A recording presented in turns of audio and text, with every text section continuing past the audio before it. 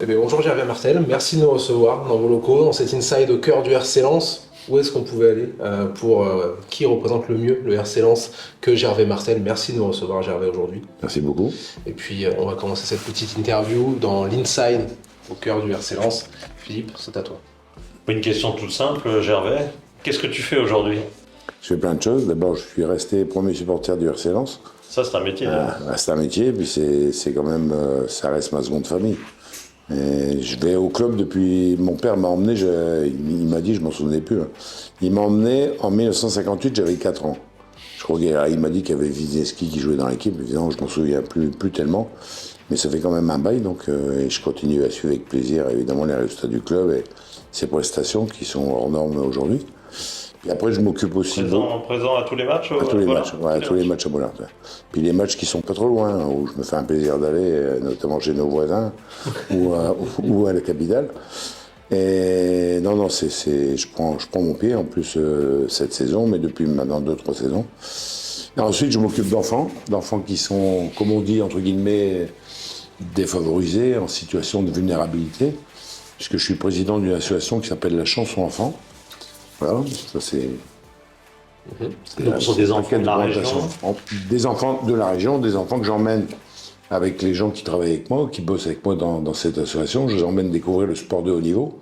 Comme ils n'ont rien, ils sont avec des yeux ouverts du matin au soir. On les emmène au foot évidemment, à Lens, mais aussi dans les autres clubs de la région. On les emmène au basket dans la région. On les emmène voir les matchs de l'équipe de France de rugby à Paris.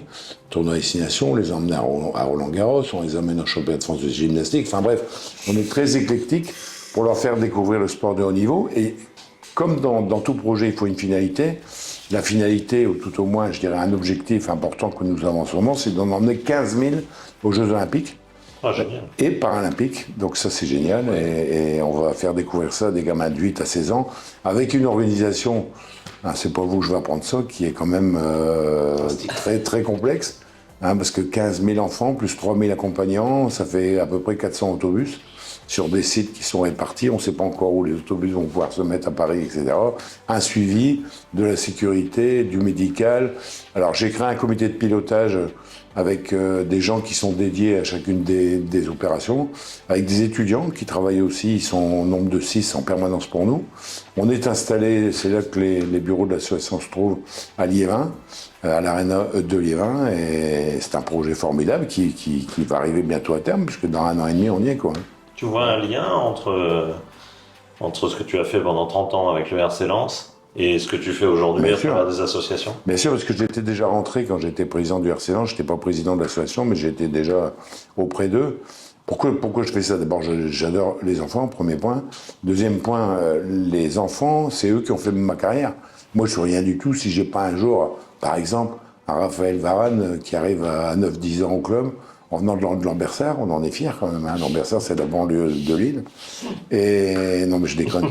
Et donc avec un joueur pareil qui au Real Madrid, mais je pourrais en citer plein d'autres. Donc ça veut dire que les enfants aujourd'hui, souvent c'est le président qui parle dans un club de foot, mais il y a toute une organisation, il y a des gens qui bossent, il y a des bénévoles, il y a des recruteurs, il y a des éducateurs. Et à un moment donné, on est mis en lumière, ou le club est mis en lumière parce qu'il a des résultats, parce qu'il y a des joueurs qui sont là, et donc les joueurs, ils sont arrivés souvent très petits au club, et donc il fallait que je les remercie tous, quoi. Voilà, c'est formidable. Ça peut être aussi une continuité dans l'état d'esprit RC Lens, c'est-à-dire c'est dans la continuité de nous ce qu'on a vécu au club, c'est-à-dire cette chaleur, cette envie, ce partage. Au final, c'est quelque chose qui vous ressemble profondément. Bien sûr, et puis le club il est resté pareil. Donc ça veut dire que c'est dans nos gènes. Avant, après, le club il existe depuis 1906, vous vous rendez compte? C'était pas hier. Donc ils continuent, je dirais, dans cette. Ils font plein de choses. Ils ont développé beaucoup de football féminin. Ils ont développé ils ont une organisation avec un terrain dédié pour les gens qui sont malheureusement qui ont qui ont de la cécité. Et donc ils sont vraiment ouverts. C'est top. Donc c'est une continuité, oui. Et puis et moi je prends mon pied aussi là-dedans. C'est différent, mais. Tu es fier de l'évolution du club, Ouais. dans le sens où tu t'y retrouves complètement s'il y a une continuité entre les années Martel et ce qui se fait aujourd'hui? Écoute, moi je suis très fier parce que souvent quand on quitte un club, il y a souvent des gens qui réfléchissent pas plus loin que le bout de leur nez, ça peut arriver, hein, pour des questions financières ou des questions d'autre chose, et on a après moi le déluge. Donc moi j'ai eu la chance de rencontrer Joseph Oudorian à un moment donné où c'était compliqué. J'étais dans l'histoire Mamadov où il était aux abonnés absents. Et si Joseph vient pas, bon, je pense que peut-être on met la clé sous la porte, même si je me serais battu jusqu'au bout. Et derrière, il y a une continuité. D'abord, je suis resté très, très, très proche et ami de Joseph Oudorian. Après, il a mis ses équipes et c'est normal. Et moi, je m'y retrouve beaucoup, je dirais, dans le Lens d'aujourd'hui. En plus, le Lens d'aujourd'hui, je dirais, moi, j'ai eu tellement de difficultés pour des questions aussi financières. Hein. Malheureusement, dans le football, c'est comme ça. Que c'était compliqué, quoi, de pouvoir maintenir le RC Lens au niveau où il était. On a passé pas mal de temps en seconde division dans les dernières années de ma présidence. Et là, maintenant, on est en train de renaître. Et avec un public toujours aussi extraordinaire, avec un renouveau, mais qui est, comme ça dit très justement, dans la continuité. C'est pour ça qu'aujourd'hui, c'est full plaisir. Justement, moi, j'ai un plaisir de suivre le RC Lens et ça me fait tellement plaisir pour vous, après les galères sur les dernières Bien années, sûr. de se dire aujourd'hui, on kiffe, on profite, et puis on se régale à regarder cette équipe du RC Lens. Alors, par exemple, il y a 2 mois, 3 mois, on a à l'initiative de Joseph et du club, on a fait une petite cérémonie pour fêter les 20 ans de la Gaillette. Ouais. Ça fait 20 ans au mois d'octobre J'ai vu les panneaux qu'on a inauguré la Gaillette avec Eric Sicoro qui a été remercié comme de normal. C'est super important parce que s'il y a des jeunes qui sont sortis depuis la création de la Gaillette en 2002, bah, ça veut dire que ça sert au club encore aujourd'hui et l'outil a été très bien préservé, a été encore amélioré. Donc tout ça, moi j'ai l'impression que quand je vais à la Gaillette, quoi, je suis comme si j'avais 20 ans de moins, quoi, donc, ou 30 ans de moins. Bah, c'est pas mal. Hein. C'est pas mal déjà. J'allais te poser quand même une question un peu plus cruelle, excuse-moi, mais Vas-y. le football t'a beaucoup donné, c'est une évidence, mais il t'a beaucoup pris aussi parce qu'il y a eu un moment où ça a été très très dur. Financièrement, la Oui, santé, tout a été. Il m'a pris, mais bon, d'un autre côté, quand on s'engage là-dedans, on sait, hein, soit on s'engage, et tu sais, à un moment donné, quand c'est compliqué, moi j'avais qu'un seul objectif en tête, c'est d'essayer de sauver le club. Ne pas aller à l'extrémité, mais on n'est pas passé loin, il faut quand même appeler un chat, un chat, pas loin du dépôt de bilan, et je me disais, mais c'est pas possible que tu aies pu emmener le club au titre de champion, tu vas pas être le président qui va faire descendre le club, Dieu merci. Bon, il y a quand même, à un moment donné, les planètes, on dit toujours ça se réaligne. On a eu un petit peu de chance, on a eu le bonheur de trouver aussi l'actionnaire qu'il fallait. Donc à partir de là, moi ça me laisse une fin de vie passionnante pour le sport et l'excellence. T'aurais été meurtri si t'avais été le président qui avait fait couler le club. Ah, je sais pas, je m'en serais parmi. Hein. Ouais. Je m'en serais parmi, ça c'est sûr. Mais bon, moi je dis toujours aux gens qui me parlent un peu de ça, c'est que dans la difficulté, c'est là où il faut faire preuve d'une grande résilience et travailler encore plus, il n'y a pas de secret. Le mec il commence à pleurer parce qu'il a une difficulté. Difficulté, on en a tous dans la vie. Ça peut être des difficultés de maladie, des difficultés de situation. Moi, je suis pas quelqu'un comme ça. Ça veut dire que il y en a certains qui m'appelaient Gervais Culbuto, mais bon, je trouve que c'est un peu exagéré. Mais moi, j'ai toujours trouvé des motifs, je dirais, de continuer à aller de l'avant, de me battre quoi qu'il arrive. Et surtout, j'ai eu la chance. Là, ça me permet de faire un petit coucou. J'ai une épouse, j'ai toujours une épouse extraordinaire. Hein, j'ai aujourd'hui 42 ans de mariage avec la même femme, je tiens à préciser, que j'adore, une fille que j'adore. Donc, la famille, c'était super important, quoi, parce que j'étais soutenu, mais dans la difficulté. Je me mets à la place de personnes qui sont seules ou qui ne sont pas aidées dans le contexte personnel, ça doit être très très compliqué. Et j'ai gardé beaucoup de copains, même dans la difficulté. C'est ça qui est important aussi. Ouais. Et t'as gardé beaucoup d'amis dans le foot, t'es resté très dans le milieu quand même, non? Je suis resté très dans le milieu parce que je sollicite aussi mes anciens copains. Je vais aller plus loin que toi, je vais dire dans le sport en général, parce que c'est très bien que je suis impressionné de tous les sports.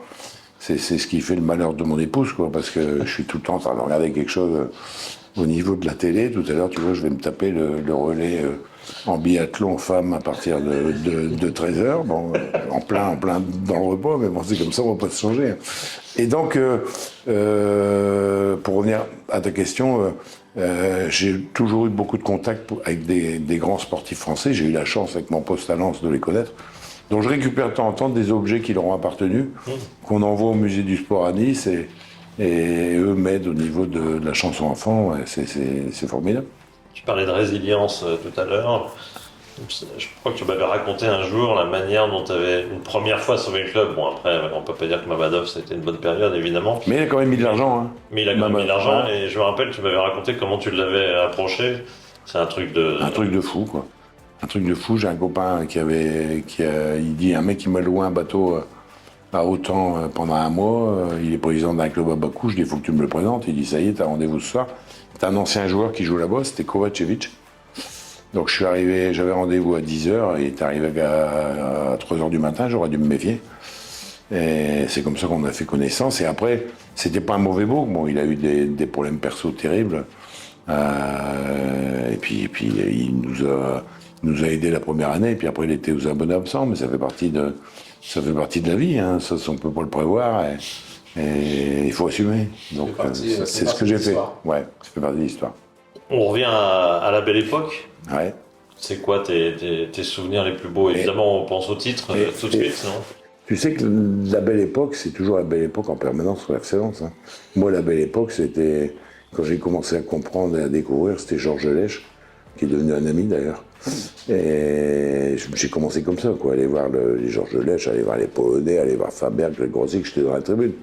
Hein, le lance de l'Asiodrome, évidemment, que j'étais... T'étais dans la tribune en face, j'imagine? Non, j'étais dans la tribune derrière le but. Ouais, j'étais dans la tribune quand il y a eu ce match incroyable. Et ça a toujours été un club qui... Comment dire? Un club populaire, ça c'est sûr, mais un club qui... Comment dire? Qui nous fait... qu'on aime, quoi, en fait. Qu'on aime. Parce que quand Lens était champion... Je te dis pas le nombre de télégrammes ou de machins que j'ai reçus, mais de tout, quoi. C'est juste si le pape, il m'a pas écrit, quoi. Mais j'ai reçu... Il t'a pas écrit? Non. Merde. Président du... président... plein de personnages politiques, oui, mais le président... Avec tous les Polonais qui avaient vu. Ouais, mais c'était avant. Avant, c'était avant. Ouais, donc les présidents de tous les clubs du Milan, du Real Madrid à l'époque, etc. Mais en France, c'était incroyable parce que c'est un club qui aimait, quoi. Parce que d'abord, il a des supporters qui sont toujours là. On était encore, je crois, 7 à 800 en milieu de semaine. Faut le faire quand même, à Strasbourg, mercredi. Il y a des supporters présents toute la France. Moi, j'ai des sections de supporters dans le sud, notamment avec un ami André qui, tous les ans, mon anniversaire, m'envoie un petit colis à Noël, machin, où on converse, mais c'est fabuleux, quoi. Et certainement que ça existe autre part. Je ne vais pas dire que ça n'existe pas. Mais il y a toujours eu, je dirais, même dans les difficultés, évidemment, il y a eu des grands moments, oui, mais dans la difficulté, ces gens-là qui ont continué à soutenir. Et peut-être que ça, c'est incroyable. Parce que Lens en L2 continuait à avoir des affluences à 10, 15, 20 000, 25 000.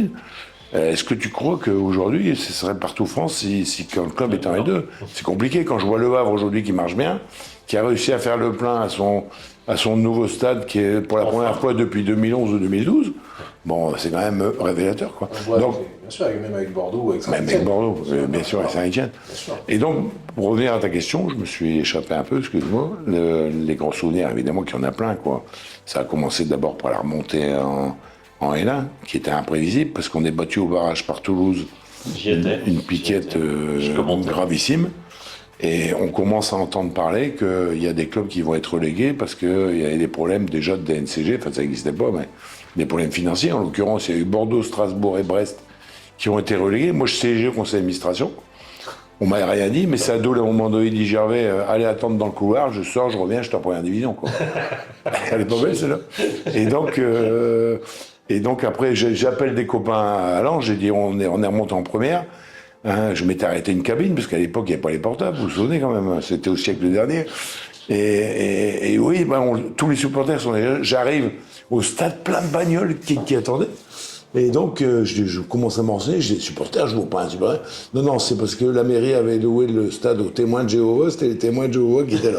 Alors, c'était quand même assez fabuleux, quoi, comme mise en bouche. Et puis après, on a retrouvé l'Europe en 1995. On a été battu par le Slavet Prague, très grosse équipe, avec Smisser, Podgorski, Il y avait des joueurs extraordinaires dans cette équipe. D'ailleurs, on a récupéré Smither 2-3 ans après. Après, on a continué un bonhomme de chemin avec une année 97 très compliquée. On a failli descendre. Roger Lemaire, entraîneur, qui est arrivé en cours de saison. Daniel Leclerc, qui vient prendre le relais. On est champion en 98. Et après, ça continue. On gagne la Coupe de l'Année en 99. Jusqu'en 2007, on a été toujours dans les 4-5 premiers du championnat. On est en demi-finale de la Coupe d'Europe. On l'a gagné, j'ai toujours dit, parce que les 3 autres avec nous, c'était 3 qui descendaient à la Champions League. Donc on est battu par la grosse équipe d'Arsenal, Henry, Petit, etc. Enfin, avec Arsène entraîneur. Et après, malheureusement, on se casse la gueule en 2007-2008. Et là, ça a été... Comment tu as vécu ça? Parce que je crois que l'année d'avant, vous êtes au bord de la Ligue des Champions. Ouais. Vous la perdez sur les 2 derniers matchs. Exactement, on finit 4e. Vous perdez vraiment... On perd sur le dernier match à 3, qui était relégable. Qui était relégué déjà. Comment je l'explique? Il y a un concours de circonstances. Bon, moi, je prends Giroud comme entraîneur. Et on s'est mis d'accord avec Giroud au bout d'un mois que ça ne pouvait pas le faire, quoi, parce que Guy n'était pas dans son élément. Enfin bref, il a toujours été correct avec le club, donc j'en dis pas plus. Puis après, on se trouve son entraîneur. Bon, je prends Jean-Pierre. Après, je fais peut-être une erreur de faire venir Daniel et Jean-Pierre, 2 entraîneurs à la tête d'un bateau, c'est compliqué.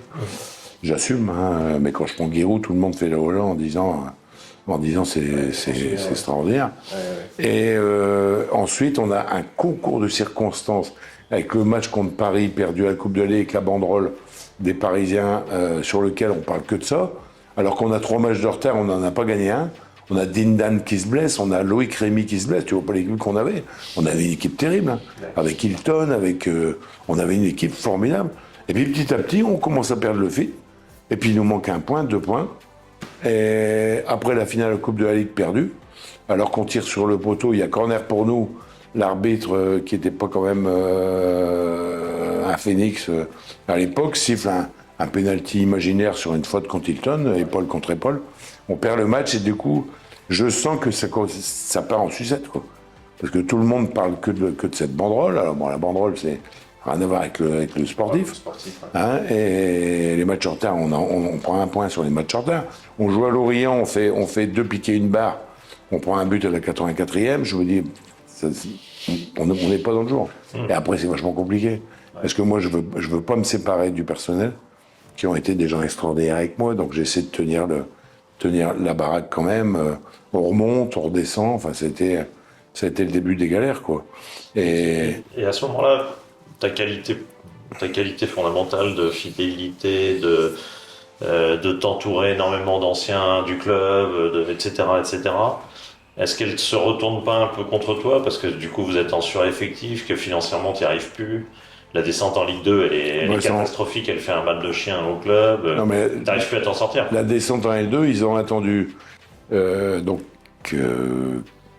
14 ans après cette descente pour mettre un bonus maintenant aux équipes qui descendent en L2. Je sais pas si tu as vu. C'est un truc que j'avais demandé. J'avais dit, les gars, ça peut vous arriver. Ouais, d'accord, mais bon, c'est toujours pareil. C'est comme en France, le voisin, bon, s'il paye 3 fois les impôts, je paye, je m'en fous, quoi. Donc, et maintenant, ils l'ont fait. Ils l'ont fait grâce à l'intervention de certainement Saint-Etienne, etc. Et d'un centre de club, maintenant, il y a une aide qui est logique. Parce que quand on descend, tu sais qu'en Angleterre, par exemple, quand on descend, ils maintiennent les droits de télévision de manière importante, de manière qu'ils puissent faire face. Nous, en France, qu'est-ce qu'on peut faire? Tu baisses le salaire de 50% des joueurs, ils sont libres. Moi, j'avais quand même des joueurs de qualité. Je me suis dit, je peux pas les baisser de 50, ils vont tous partir libres. Après, c'est vrai que je suis un sentimental pour le personnel, mais je regrette rien. Ça a été, toute ma vie a été comme ça. Je vais pas me mettre des claques parce que j'aime bien les gens, je suis un gars de relations humaines. C'est peut-être une erreur, t'as peut-être raison. Mais moi, j'en connais plein de mecs qui font jamais d'erreur, des milliers, mais ils font rien dans leur vie, ils prennent pas de décision. Donc, ils ont une belle vie, moi j'ai une belle vie. Donc peut-être ça a mal marché, mais je regrette rien. Après, c'est peut-être aussi grâce à ça que cette identité perdure. On l'a vu quand on était dans l'Inside. On a croisé Yo Demont, on a croisé Cahuzac, on a croisé Sico qui était là avec nous. C'est des gens qui sont passionnés par le club et c'est sûrement pour ça que l'identité perdure. Bien sûr, je pense aussi. Après, c'est sûr qu'on peut toujours refaire l'histoire. Hein. Même Marignan 1515, tu le gagnes. Et Bouvines, tu peux le refaire, c'est trop tard. Hein. C'est une branlée. Quand ça finit bien, c'est toujours mieux. Ouais. C'est sûr. Qu'est-ce que tu dirais sur le foot d'aujourd'hui? T'as l'impression qu'il y a une évolution? Alors, tout a changé. L'UCPF, le plus là, la Ligue... Non, mais ça n'a plus rien à voir. Les clubs aujourd'hui, ils sont détenus par par des gens, puis tant mieux peut-être, hein, qui ont beaucoup, beaucoup d'argent. Les derniers clubs qui subsistent sont quand même un peu en difficulté, qui subsistent à titre personnel. Et je pense qu'un jour ou l'autre, tu auras soit des fonds, soit des À part personnes Nicolas et extérieures. Olas, il reste pas grand monde de ton époque. Quoi. Bah, Enfin, le fils Nicolas. ouais, non, mais- Lolo, que je salue, il a aussi un peu de difficulté aussi, Lolo, aujourd'hui. Jean-Michel, il a trouvé maintenant un nouveau partenaire américain, enfin, qui a repris le club. Et ben, je trouve que c'est bien pour lui, quoi. Mais c'est compliqué, parce qu'aujourd'hui, l'argent, c'est quand même le moteur. C'est clair, hein, donne-moi ton budget, je te donnerai ton classement. Bon, sauf il y a toujours une ou deux erreurs sur les cases en début de saison, heureusement. Et puis ça prouve, Lens on est deuxième, on va peut-être y rester, finir premier, tant mieux. Mais c'est devenu, c'est autre chose, quoi. C'est plus la même chose. Je parlais avec un grand dirigeant de foot français, dont je vais pas te dire le nom, mardi dernier, avec qui je déjeunais, et qui me disait c'est plus pareil qu'avant, quoi. Avant, on se tapait dans la main.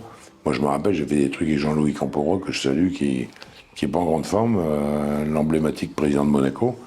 Et on tapait dans la main, le truc était fait. Aujourd'hui, c'est pas possible. Tu peux plus taper dans la main. T'as 10 juristes qui doivent travailler sur le truc, vérifier, machin, etc. Bon, alors, c'est 2023. Moi, je veux pas paraître pour un vieux con. Si ça me plaît pas, je regarde plus les matchs, je vais plus au foot. Mais force est de constater que ça a changé. Le duel Lens-Metz de 98 et de l'année suivante, salut Carlo, en Coupe de la Ligue aussi, je pense qu'on n'est pas près de le revoir, quoi. Voilà, mais c'est comme ça. Loin, hein. Ouais, ça me paraît loin. Ouais. Et aujourd'hui, quand tu vois l'affaire Le Gret, les choses comme ça, tu te dis il y a eu un moment où les choses ont glissé et on est passé dans un autre monde, quoi. Bon, l'affaire Le Gret, tu peux pas non plus dire c'est tout le football qui est comme ça. Non. Bon, c'est un épiphénomène, c'est dommage pour Noël qui a fait une grande carrière. Mais bon, et aujourd'hui, c'est peut-être. Moi, je suis pour que les dirigeants de fédération, tout ça, il y ait quand même une limite d'âge. Donc ceci n'explique peut-être pas cela, mais c'est mon avis, et je l'ai déjà dit de toute façon. Mais derrière, de toute façon, le football va continuer, mais c'est aussi, tu as vu de plus en plus beaucoup de relations juridiques, des présences dans les instances. On ne peut pas lâcher le morceau. Si la France veut continuer à exister avec son nombre de places en Coupe d'Europe, il faut absolument être présent au niveau de la FIFA, ce qui ne sera pas le cas avec ce qui s'est passé dernièrement. Donc ça a vachement changé, mais c'est la mondialisation aussi. Hein, donc la société a changé, le football a changé, donc il faut l'accepter tel qu'il est. T'es optimiste pour la suite du football français? La suite français, je suis optimiste, je veux dire pourquoi. Parce que les clubs continuent à former des joueurs, même s'ils ont du mal à les garder, ils les gardent peu même. Forment des joueurs de manière incroyable. T'as vu, encore, il y a un joueur français dont personne ne connaissait le nom qui va signer en Angleterre ici pour une somme astronomique, un gamin de 18 ans que je connaissais même pas. Bon, ça prouve, on l'a vu en finale de la Coupe du Monde. On fait rentrer des gamins à la place des tauliers. Bon, t'as vu un peu le redressement qu'on fait. Bon, c'est pas pour ça que les tauliers ne doivent pas rester, c'est pas ce que je veux dire. On a toujours un réservoir incroyable parce que le football, ça reste le sport numéro 1, qu'on le veuille ou non. 2 millions de licenciés, donc tout le monde a envie de devenir un nouveau Kylian. Donc je trouve ça formidable à ce niveau-là. Ça me paraît pas mal, ouais. Moi j'avais une question par rapport justement à cette globalité du. Je te remercie du pas mal, vas-y. Tout cela est pas mal. Il y a une question qui me vient justement, et ça serait pertinent d'avoir votre avis sur justement, il y a eu le projet de la Super League, et ça aurait été sympa d'avoir votre avis sur ce projet-là. Catastrophique. C'est catastrophique, les mecs il faut les prendre haut et court. Mais qu'est-ce que c'est que cette histoire? Ils ont pas assez d'argent comme ça pour relancer un projet. Les gens, quand vous interrogez les supporters, allez en Italie, vous allez leur demander leur un peu si c'est pas important le Scudetto. Hein, est-ce que la Liga, c'est pas important, même les Anglais. Donc tout ça, c'est une histoire de pognon, de faire plus de pognon. Et vous savez, des matchs Real Paris ou Real Barcelone, c'est sympa, on va le regarder ce soir après le match de Lens. Force, vous savez, quand vous aurez vu 10 fois Real Barcelone, vous allez peut-être changer de chaîne. Hein. Allez voir John Wayne, ça va vous rappeler des souvenirs. Donc aujourd'hui, non, parce que il faut être chauvin, il faut respecter, je dirais, le pays, le championnat national, qui est extrêmement important. Puis ensuite, d'ailleurs, ça voudrait dire quoi? C'est encore 2 ou 3 équipes qui joueraient, ou 2 équipes, c'était 2 équipes, on parlait en France, qui joueraient ce championnat. Et les autres, ça veut dire que le championnat de France serait dévalorisé. Très mauvaise idée fait par par un certain nombre de gens, dont le président de la Juve, qui a beaucoup de difficultés dans son club, et qui a essayé de les emmener. Mais qui n'y est plus. Mais je crois que ça va revenir un jour, malheureusement, parce que ça fait partie, je dirais, des quelques idées qu'ont quelques personnes. J'espère que les fédérations, que les clubs, que les ligues seront assez fortes. C'est ce qui a été fait par rapport à Vincent Labrune au niveau de la Ligue, et pour aller contre ça, quoi. Parce que les résultats des championnats des pays, c'est notre pain de tous les jours. C'est ça qui est formidable. Et alors en plus, si on fait ça, ça veut dire, c'est comme pour les descentes et les montées. Hein. Moi, je me suis battu pour pas avoir 2 descentes. Bon, là, il y a 2 descentes, un barrage. Cette année, c'est 2 descentes. Vous avez vu le boulot. Hein. Il y a 9 entraîneurs ou 10 qui sont déjà fait virer. Il y a des collectivités qui investissent en seconde division.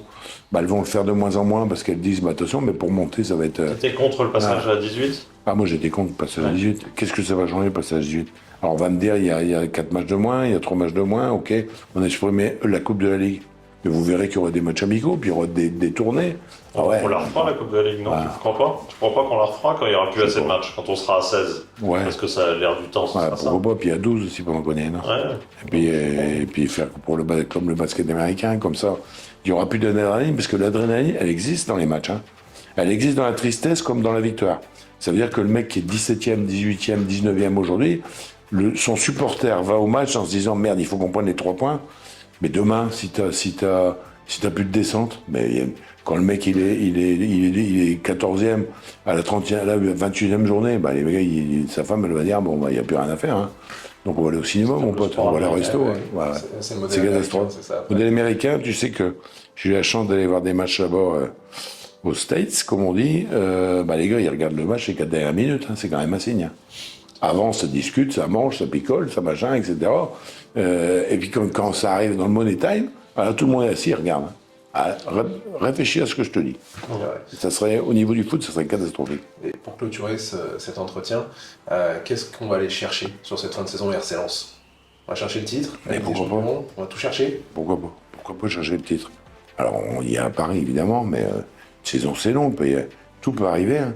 Tout peut arriver, comme on peut se faire aussi gratter par Marseille, qui revient bien, qui ne va pas jouer de Coupe d'Europe. Donc, c'est vraiment passionnant à suivre. Hein. Mais aujourd'hui, on a quand même, je dirais, le mode d'emploi dans les mains, quoi. Et moi, je suis confiant parce que c'est une équipe qui se prend pas la tête, qui est vraiment bien organisée, complétée. L'arrivée de Thomasson encore hier. Je crois qu'on est prêt, quoi. On est solide du gardien, qui c'est un phénomène celui-là. Du gardien jusqu'au remplaçant, on a des solutions. On a un coach qui a les pieds sur terre. Je peux vous dire, il est brillant celui-là. Et derrière, on a le club qui est derrière. Pourquoi pas hein. La structure qui va avec. Et la structure qui va avec. Bon. Ça nous ferait rajeunir de. Ça serait incroyable. Hein ça serait incroyable. Bon, tu te rends compte que cette année, on va fêter le 25e anniversaire du titre. 98. Ça serait une belle histoire. Ça passe, hein. Ça serait une belle histoire. On va finir là-dessus. Ouais. Ça serait magnifique. Ah, ça serait. Et avec, tenez-vous bien, un scoop, dernier match à Auxerre. Et quand on était champion, on a joué où le dernier match ? Auxerre. Oui, monsieur. La Chore. Ah oui. Ouais, oui. Non, ça serait. Les clins d'œil de l'histoire sont fous parfois. Ah oui, non, mais c'est sûr. Incroyable. Ouais. Bon, en tout cas, c'est tout ce qu'on vous souhaite. Gervais, Merci beaucoup pour cet entretien. Merci. Tout le bonheur du monde et toute la pérennité sur le RC Lens. Vous êtes très pour la gentil. prochaine Merci. saison. Merci. Merci, Gervais.